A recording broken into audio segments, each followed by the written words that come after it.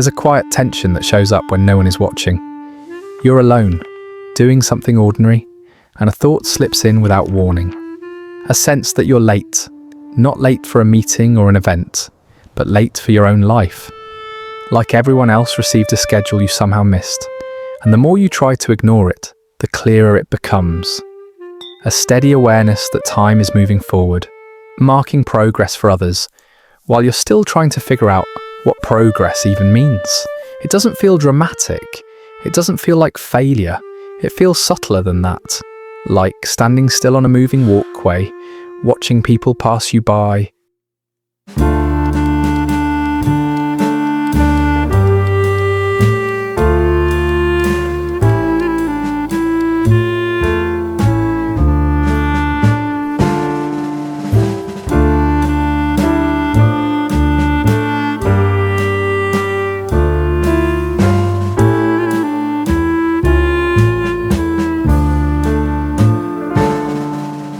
Not running, not even rushing, just going.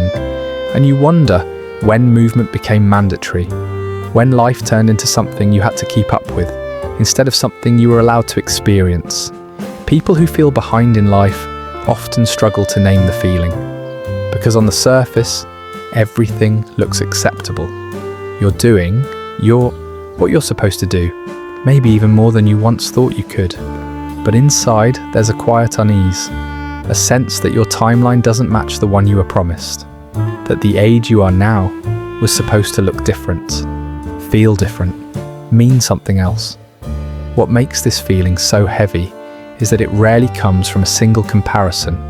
It comes from accumulation, from years of absorbing expectations without questioning them, from watching milestones pass by like signposts you were meant to reach by a certain age, from internalizing the idea that life moves in a straight line. And if you fall behind that line, something must be wrong with you. So the mind starts working overtime. It replays choices, rewrites memories, calculates alternate versions of your life, where you started earlier, chose differently, moved faster. And even when you tell yourself, those thoughts aren't fair, they keep coming. Not because you're ungrateful, not because you're lazy, but because your sense of identity has been quietly tied to progress for a very long time. Psychologically, feeling behind is what happens when momentum replaces meaning, when movement becomes the goal rather than direction. The nervous system learns to associate worth with speed, with output, with visible progress. And when that progress slows, even temporarily, the body doesn't interpret it as rest. It interprets it as threat. So you stay busy. You keep moving. You fill your days with tasks, plans, and distractions. Not because they fulfill you, but because stopping feels dangerous. Because stillness brings the thoughts back, the comparisons, the questions you've been avoiding. And over time, that constant motion begins to drain you in ways sleep can't repair. This is where biology quietly enters the picture. Chronic comparison keeps the brain in a low-level stress state. Not enough to panic, but enough to exhaust. The reward system starts to dull. Achievements feel smaller. Wins feel temporary. Dopamine spikes fade faster than they used to. You reach goals and feel nothing. Or worse, you feel relief instead of joy. Relief that you're not falling further behind. At least not yet. And that's when confusion sets in. Because you're doing things right. You're checking the boxes. But the satisfaction you were promised never really arrives. So you assume the answer must be more effort, more discipline, more self-improvement. You tell yourself you'll feel better once you catch up, once you get there, wherever there is. But there is always another milestone, another comparison, another version of life that seems slightly ahead of yours. And the finish line keeps moving because it was never real to begin with. It was a collective illusion, reinforced by stories, timelines, and quiet social pressure that no one ever sat down and agreed on. This is how identity fracture happens. You become split between who you are and who you think you should be by now. And that gap starts to hurt, not sharply, dully, constantly. You carry it into conversations, into celebrations, into moments that are supposed to feel good. Even happiness feels fragile when it's accompanied by the thought, I should be further along than this. What's painful is that this shame exists without failure. You haven't ruined your life, you haven't wasted it, but you still feel like you're behind. And that makes the shame harder to talk about, because it feels unjustified. You worry that if you admit it, people won't understand. They'll tell you you're doing fine, that you should be grateful. And they're not wrong, but they're not touching the real issue either. Because feeling behind isn't about what you have, it's about who you've been allowed to become.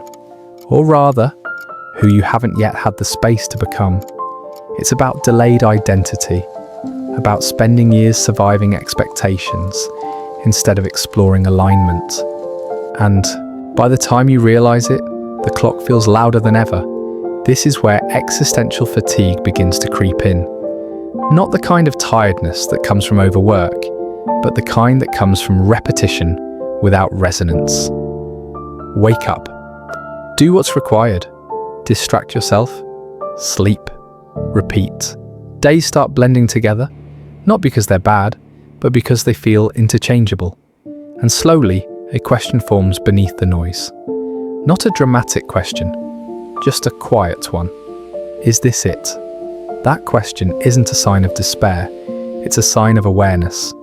It means something inside you is paying attention. It means your mind is no longer satisfied with momentum alone. It wants meaning. And when meaning is missing, even comfort starts to feel suffocating. Safety without purpose becomes a cage. At this point, many people assume something is wrong with them, that they've lost motivation, that they're ungrateful, that they've failed to optimize their life properly. But psychologically, this moment is less about breakdown and more about transition. It's the psyche signaling that the life you're running toward no longer fits the person you're becoming. There's a subtle but important shift here. The feeling of being behind begins to change its tone.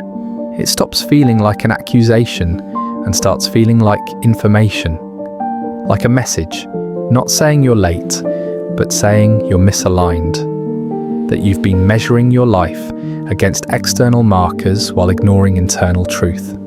This realization doesn't come with fireworks, it arrives quietly, in moments of stillness, in moments when you notice how exhausted you are from trying to keep up with an idea of life that never felt like yours in the first place.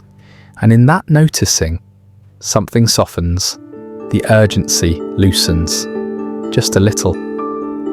Psychology has long observed that energy doesn't come solely from rest or nutrition. It comes from coherence, from living in a way that makes sense to your nervous system. When actions align with values, effort feels lighter. When they don't, even small tasks feel overwhelming. That's why you can work endlessly towards something you love and feel alive, but feel depleted after an hour spent chasing something that doesn't reflect you. People who feel behind are often not unmotivated. They're misdirected. Their energy is leaking out through lives built on obligation rather than authenticity. And the body knows it, even if the mind hasn't caught up yet. This is the quiet turning point. Not a decision to change everything, not a plan, just an understanding that maybe you're not behind at all. Maybe you're early to a truth most people never stop long enough to notice. That speed isn't the same as progress. That success without alignment still costs something, and that the discomfort you feel might be the price of waking up. From here, the relationship with time begins to shift. You still notice it, you still feel its pressure, but it no longer defines you in the same way. The comparisons lose some of their power, not because they disappear, but because they no longer feel authoritative. You start to see them for what they are: stories, contextless snapshots, incomplete narratives, and in that clearer space, small moments begin to register again. The quiet satisfaction of doing something because it feels right, not because it moves you forward. The relief of letting a day be enough. The subtle peace of not needing to explain your pace to anyone. This is where dignity returns. Not pride, dignity. The dignity of accepting that your life may not unfold according to standard timelines, and that this doesn't make it lesser. It makes it honest. It means you're no longer trying to outrun yourself. People who have lived with the feeling of being behind often develop a deeper sensitivity to life. They notice nuance. They question assumptions. They're less impressed by surface achievement and more attuned to substance. They understand that a life can look successful and still feel empty, and that emptiness isn't something to be conquered, but understood. Eventually, the feeling of being behind becomes something you recognize when it returns. Because it will return. There will always be moments when the world feels fast again, when timelines resurface, when comparison sneaks back in. But now, you'll know what that feeling is pointing to. Not inadequacy, but misalignment. Not failure, but awareness. And with that understanding comes a kind of quiet exhale, a sense that life doesn't need to be rushed to be meaningful. That presence is not stagnation. That arriving late to someone else's timeline might mean arriving exactly on time to your own. The wait doesn't vanish, but it changes. It becomes lighter, more informative, less cruel. And in that shift, something opens up. Space, room to breathe, room to live without constantly measuring your worth against invisible clocks.